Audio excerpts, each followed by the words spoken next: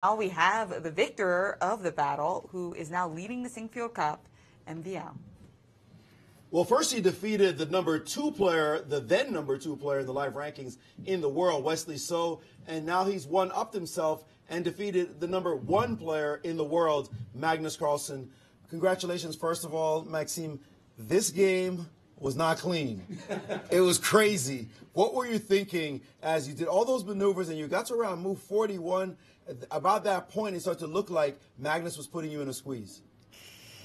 Yeah, I think my position was very reasonable, but at the same time, I underestimated at first how unpleasant his grip on the queenside could be, because there's always this idea to put the knight to b5, sometimes even the king to b5, if the light squared bishops get exchanged. And yeah, I mean, this position is so unusual that it's very hard to give an assessment. When you took on G3, this dramatic moment in the game when you took on G3. Yeah, I thought Rook D2 was Rook D2 was a monster move. Were you just shocked completely when you saw the rook land on G2?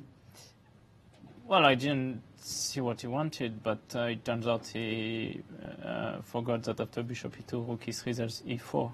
F4, I mean. F4, and he cannot take on e2 because of the fork on c1. So the screen is up here. Tell us, what was this moment? He thought... Bishop e2? I mean, he thought after bishop e2, at first rook e3 would win on the spot. But there's a f4. And he cannot take the bishop because of knight c1. Wow. We were wondering what it was he missed. Because f4 actually, I mean, closes the diagonal. I mean, for the bishop. For the bishop on c1, that was the blind spot, the f4 interfering with the bishop. Now we know, because we were wondering why he so rapidly went into this line and he forgot about this move.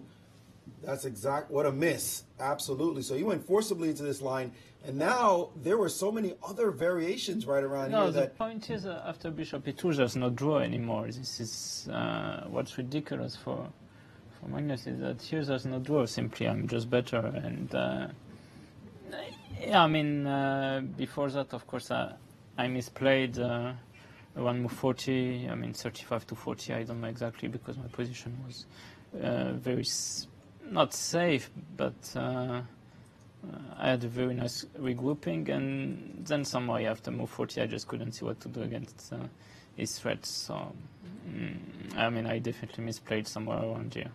Once you got the edge, you played so fast, it looked like you just knew that this ending was just easily winning. Well, it was not easily winning. I mean, I'm not sure, but maybe after b4 I have to play c4. But you had to play c4. That was the key move. Yeah, but it's not an easy move to find. No, not that one. That one. But you played everything so quickly. So you started solving all these problems. We were very surprised the way you just knew the setup you were going for, because it looked less like calculation and more like you just, clearly you were calculating. No, it was you calculation. Knew that this setup was just winning.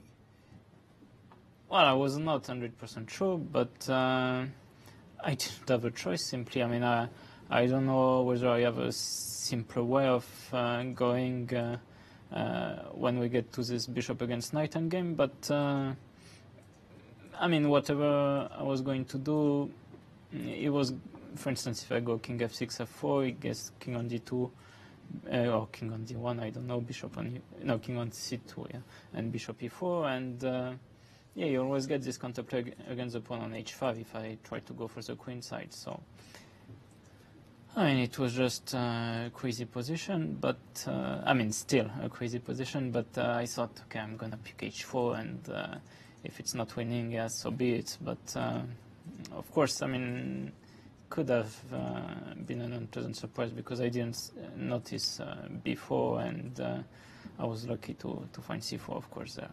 Luck, some would say skill, to find such a move so quickly. You were in a confessional around move 40 and looked like you weren't too happy with your position at the time, and now it's all turned around. And before this tournament, you said, I had asked you about the event, and you said that this one is really important for you because you've never won a super tournament clear. What does it feel like right now to be in clear first place in the Sinquefield Cup? I mean, it's good, but well, let's not get ahead of ourselves. That's for sure. I mean, it was a very long, very tiring game. And unfortunately, the rest day is not tomorrow. So tomorrow you got your hands full with one Levon Aronian, who's a good friend of yours, but you guys do battle whenever you play. We see that you have a small edge on him, a 5-4 with 12 draws. What are the kinds of and he mentioned, by the way, before on the air, he said when you win, it's usually that he blunders in one move, and when he wins, it's usually a positional masterpiece. What's your take on that assessment? Well, I'm thinking about the games. No, there was a couple of good games that I won, and to be fair, I mean, he first was leading 3-0 against me, and somehow I turned it around, made it to 5-3, and lost the last decisive game we played against each other. I mean, but I must admit, I mean, there were a couple of nice games of him against me, and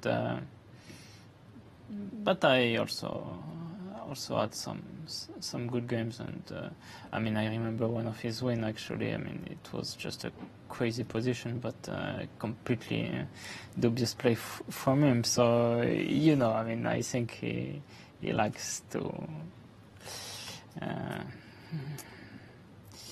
Likes to make jokes. Yeah, no, I mean to trash talk.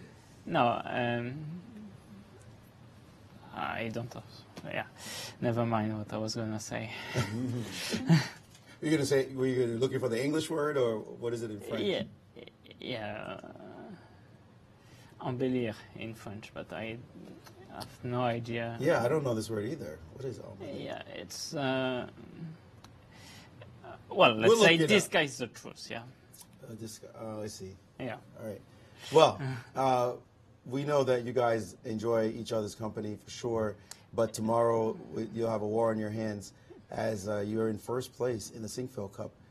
Very good position to be in, and we wish you the best as you go forward with your dream. Thank you, Maurice. Thank you.